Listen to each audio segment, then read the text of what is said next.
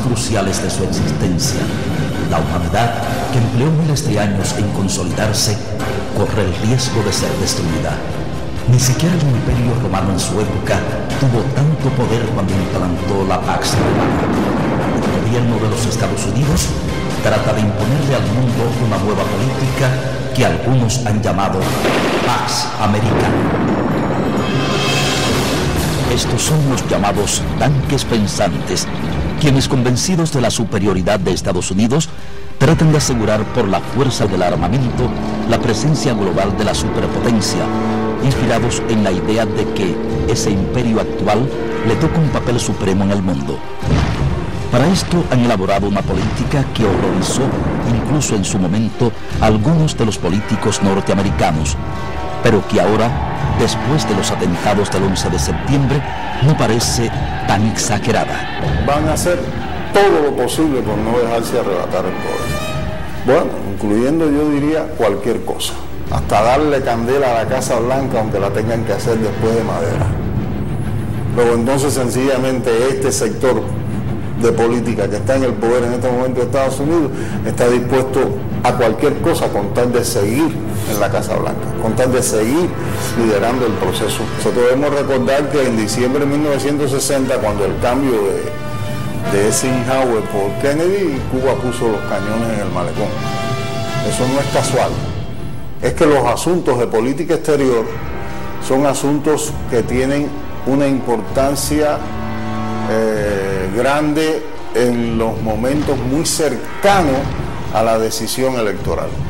Y los que toman la conducción de la política en medio de la campaña electoral, sobre todo en los momentos más cercanos ya decisorios de la campaña electoral hacia la presidencia, son lo que se llaman los asesores de campaña. Estos asesores de campaña son unos bichos raros a los cuales no les interesa para nada qué cosa puede ocurrir, sino lo que les interesa es elevar las acciones del presidente dentro de la campaña. Y por tanto se toman decisiones políticas que pueden tener consecuencias muy grandes después, pero esas consecuencias no importan. Lo que importa es elevar las acciones del presidente para lograr la presidencia. Por tanto, cualquier país, y en este caso especialmente Cuba, tan cerca de Estados Unidos, que tenga cualquier confrontación con los Estados Unidos en un momento como este, tiene que estar preparada, porque nosotros sabemos que esta administración ha expresado su intención absoluta de acabar con Cuba. La guerra contra Irak, de hecho, es un fructífero campo de batalla donde dirimir el grado de ambición internacional de Estados Unidos. Pero el enfrentamiento posterior y la ingobernabilidad que existe en el momento actual demuestran que no contó con las milicias del pueblo iraquí, las que han dificultado sus planes. Porque Estados Unidos, en su tremenda prepotencia, no tiene en cuenta un factor que a mi juicio es un elemento extremadamente importante, que es la capacidad de resistencia de los pueblos.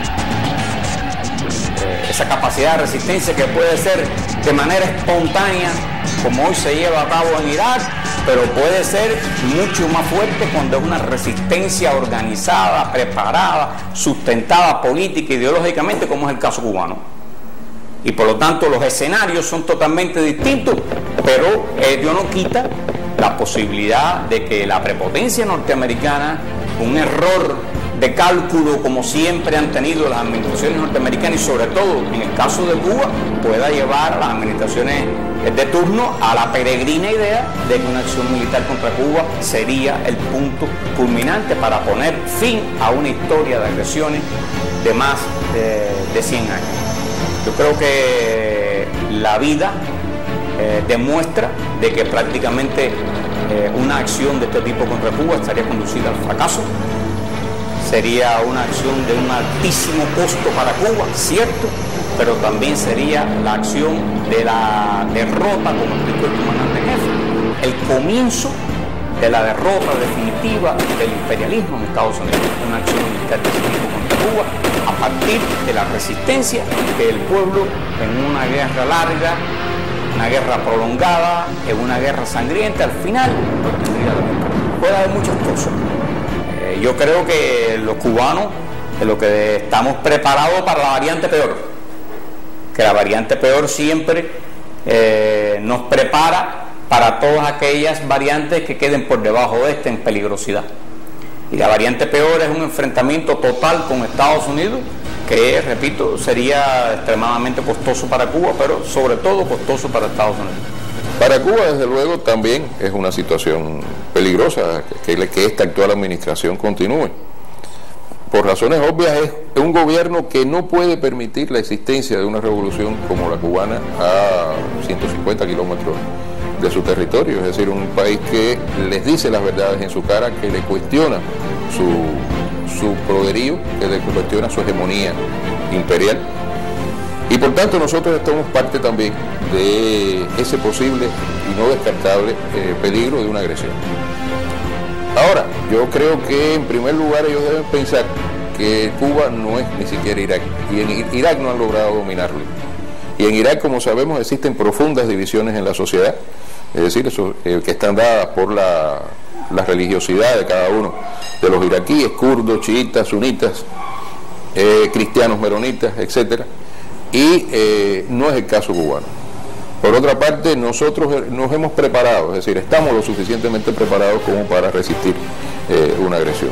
Ojalá no suceda nunca. Ahora, yo quiero también recordar una frase de Fidel en la segunda epístola a Bush, donde dice que una operación quirúrgica contra Cuba traería consecuencias desastrosas para el pueblo norteamericano. Y quiero recordar también que nosotros estamos muchísimo mejor organizados y que para tomar un país hay que invadirlo y que hay que poner las tropas en su territorio. Y yo creo que a partir de ahí es que el Pentágono, el gobierno de los Estados Unidos, debe pensar muy seriamente en qué hacer con Cuba. Puesto que usted ha decidido que nuestra suerte está echada, tengo el placer de despedirme como los gladiadores romanos que iban a combatir en el circo. Salve, César, los que van a morir te saludan. Solo lamento que no podría siquiera verle la cara, porque en ese caso usted estaría a miles de kilómetros de distancia y yo estaré en la primera línea para morir combatiendo en defensa de mi patria. En nombre del pueblo